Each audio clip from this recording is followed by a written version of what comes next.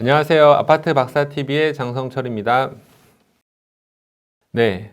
오늘은 이제 역량 강화 프로그램 감성 리더십 관련해서 계속 이어서 말씀을 드리겠는데요. 저희가 이제 감성 지수 5단계에 대해서는 계속 그동안에 말씀을 많이 드리면서 이제 어느 정도 이제 이해가 되셨을 것 같아요. 자기 감정을 잘 이해하고 조절 통제하고 긍정적으로 자기 동기화하고 타인을 공감하고 그러면서 결과적으로 사회적인 관계 형성 능력이 높아진다는 이 감성 지수 5단계는 여러분들께서 EQ를 높이는데 아주 기본이 되는 어떤 그런 개념이기 때문에 이제 어느 정도 머릿속에 이제 잘 학습이 됐을 것 같고요. 이 부분을 통해서 우리가 가장 중요했던 부분이 잘못된 화를 내지 않게 인지를 해야 된다는 거죠.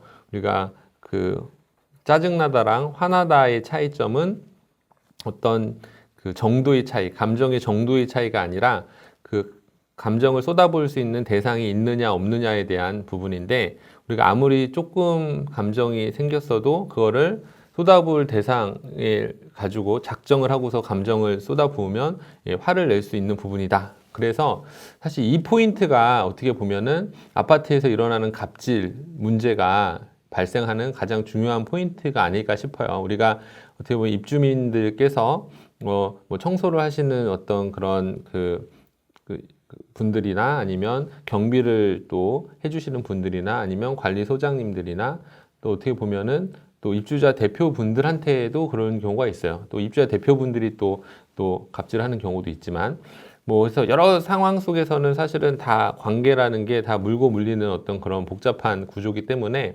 어떤 상황에서든지 간에 내가 타인을 잘 이해하고 뭔가 공감을 해줄 필요가 있는데, 우리는 어떤 일이 발생하냐면 사실 사람들이 또 이런 심리가 있습니다. 본인들이 항상 남들이 보기에는 즐겁고 행복한 삶을 사는 것처럼 보여지고 싶어 하는 그런 욕구가 있어요. 내 삶은 행복하다. 내 삶은 남들이 봤을 때 좀, 그게 행복해 보인다라고 느껴지게 만들고 싶은 그런 욕구가 있습니다. 그런 거를 어디 가면 좀 많이 볼 수 있을까요? 어디 가면 볼 수 있을까요? 내가 잘 보이고 싶어 하는 그런 모습들을 확인할 수 있는 곳, 바로 우리가 SNS에 보면 수많은 사람들이 자신이 즐겁고 행복했던 경험들을 올려놓지, 거기 아주 힘들고 어려웠던 내용들을 올려놓는 경우는 거의 없어요. 물론 가끔 그런 경우는 있을 수 있습니다. 오늘은 하루가 너무 길다.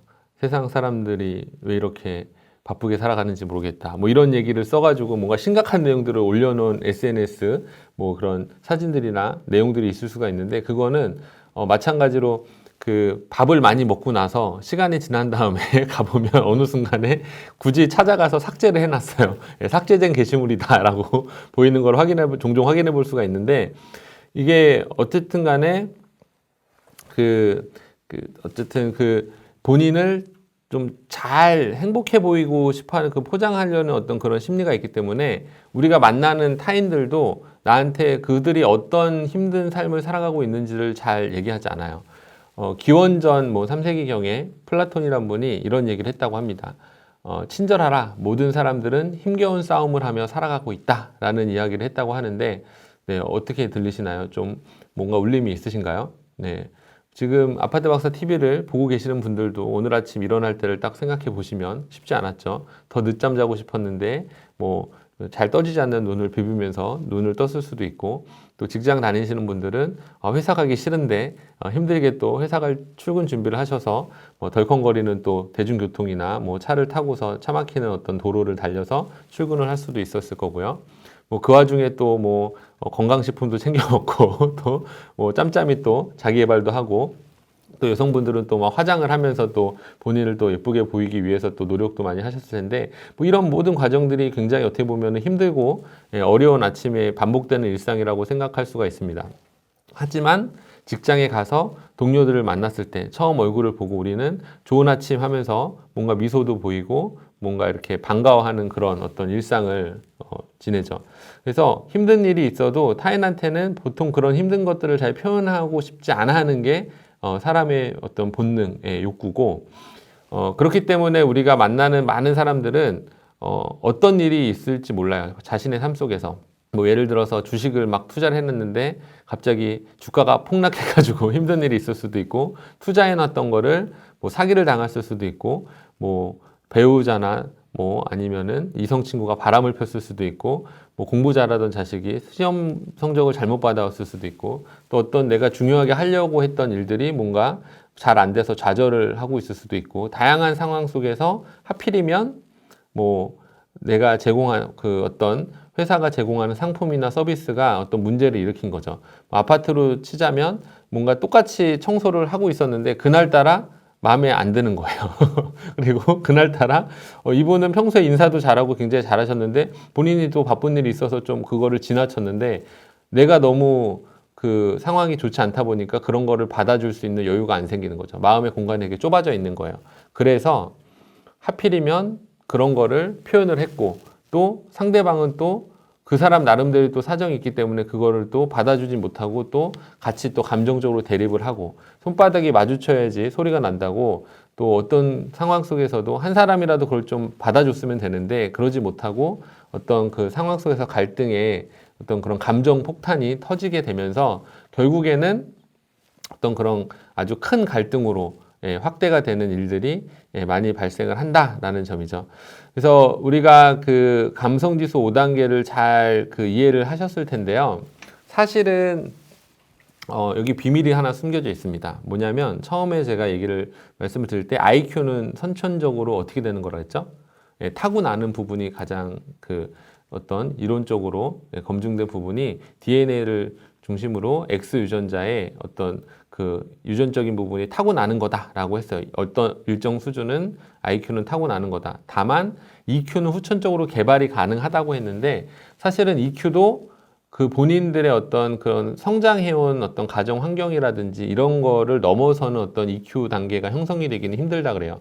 그래서 화목한 가정에서 자라난 어떤 아이들을 보면은 굉장히 이제 감성 지수가 좀 높은 경향성을 보이는데, 어쨌든 그 가정의 수준대로 어떤 그 감성 지수가 발달을 하게 되는데, 조금 다른 점은 뭐냐면 성인이 됐을 때 EQ가 후천적으로 개발이 가능하다라는 부분은 아무 때나 개발이 되는 게 아니라, 이렇게 감성 지수가 낮고 감정의 조절 통제를 잘 못하는 사람들이 나한테 잘못된 화를 냈을 때 그거를 한번 이해해주고 안아주고, 저 사람이 얼마나 힘들면 저렇게 반응을 할까라든지, 그 사람의 어떤 그 상황들을 충분히 내가 좀 공감을 하면서 그 사람을 위로해 줬을 때 내 감성 지수가 올라간다고 합니다.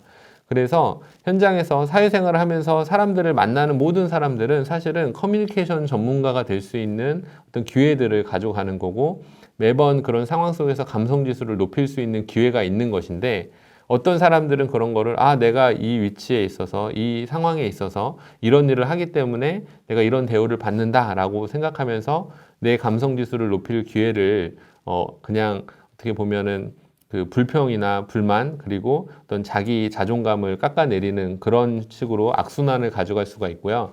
또 어떤 사람은 그 감성지수 3단계 긍정적인 자기 동기화를 잘 하면서 내가 이런 분들을 좀 내가 오히려 더 잘 대해주고 이 감성지수가 낮은 사람들을 잘 케어해줘야겠다라고 생각하고 적극적으로 이제 공감해주면 뭐 다 그렇지는 않을 거예요. 그 잘못된 화를 내는 사람들이 다 그렇지는 않을 건데, 그 중에 어떤 사람들은 오히려 그 공감해주는 사람한테 더 많은 감사함을 표현하고 위안도 받게 되고, 뭔가 이렇게 그 감성지수가 계속 성장하는 그런 선순환 구조를 만들 수 있다고 합니다. 제가 그 감성지수 이제 5단계를 통해서 좀 이제 아파트 우리 그 박사 TV 구독자 분들한테 전달해 드리고 싶었던 내용은, 제가 이제 현장 강의를 하면서 느꼈던 어떤 그 사람 간의 어떤 그런 갈등 요소들이 아파트라는 곳 안에서 더 많이 그 갈등들이 발생하는 내용, 그런 어떤 그런 상황들이 많이 발생을 할 수 있다라고 생각을 했기 때문에 또 이런 내용을 좀 준비를 해봤습니다.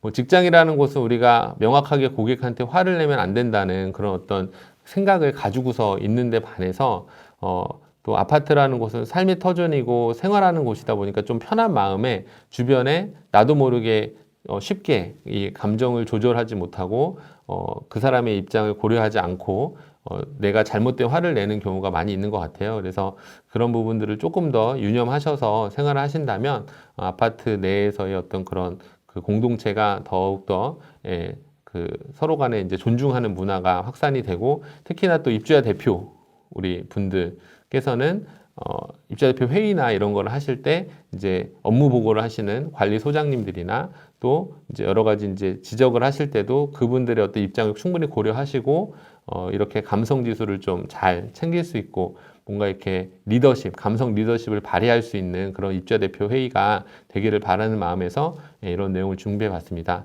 앞으로 또 이런 또 뭐 여러 가지 역량 강화에 대한 내용들을 제가 이제 준비해서 말씀을 드릴 텐데요. 필요한 부분들은 계속 추가해서 아파트 박사 TV를 통해서 전달을 해드리도록 하겠습니다. 네, 감사합니다. 지금까지 아파트 박사 TV의 장성철이었습니다.